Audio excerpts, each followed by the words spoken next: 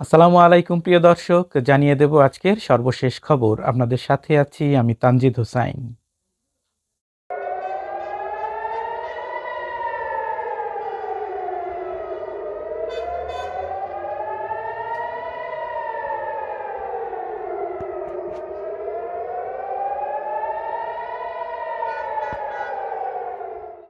ইসরায়েলকে লক্ষ্য করে ইরানের সাম্প্রতিক ব্যাপক আকারের ক্ষেপণাস্ত্র হামলার জবাব দিতে দেশটিতে পাল্টা হামলা চালানোর ঘোষণা দিয়েছে ইসরায়েলের প্রধানমন্ত্রী বেনিয়ামিন নেতানিয়াহু। জাতির উদ্দেশ্যে দেয়া এক ভাষণে এই ঘোষণা দিয়েছে ইসরায়েলের প্রধানমন্ত্রী। নেতানিয়াহু বলেন, সম্প্রতি ইরান ইসরায়েলে যে মাত্রার ক্ষেপণাস্ত্র হামলা চালিয়েছে, বিশ্বের অন্য কোনো দেশ তার ভূখণ্ড ও জনগণের উপর এই মাত্রার হামলা বরদাস্ত করত না, ইসরায়েলও করবে না। নিজের ভূখণ্ড ও নাগরিকদের রক্ষা করা শুধু অধিকারই নয়, এটি ইসরায়েলের দায়িত্বও। ইসরায়েলের সেই দায়িত্ব নিশ্চিতভাবে পালন করবে।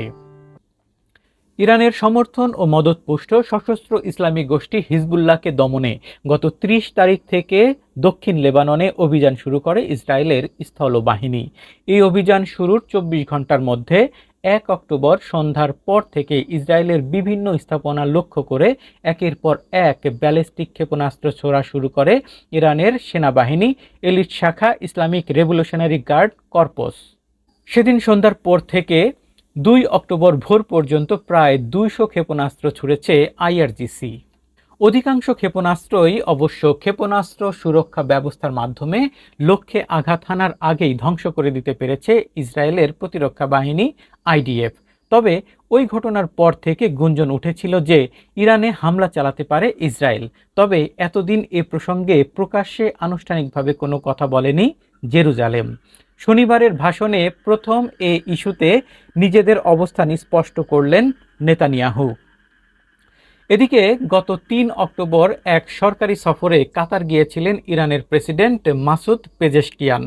সেখানে এক সংবাদ সম্মেলনে তিনি বলেছেন, তার দেশ ইসরায়েলের সঙ্গে যুদ্ধ চায় না, তবে ইসরায়েল যদি ফিলিস্তিন এবং লেবাননের সামরিক অভিযান বন্ধ না করে, তাহলে ভবিষ্যতে ইরান আরও কঠোর প্রতিক্রিয়া জানাবে।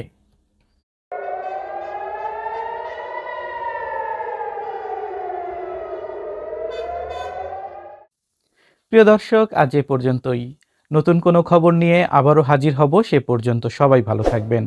চ্যানেলটিকে সাবস্ক্রাইব করে না থাকলে এখনই সাবস্ক্রাইব করে পাশে থাকা বেল আইকনটি বাজিয়ে দিন। আর ফেসবুক থেকে দেখে থাকলে ফলো দিতে ভুলবেন না।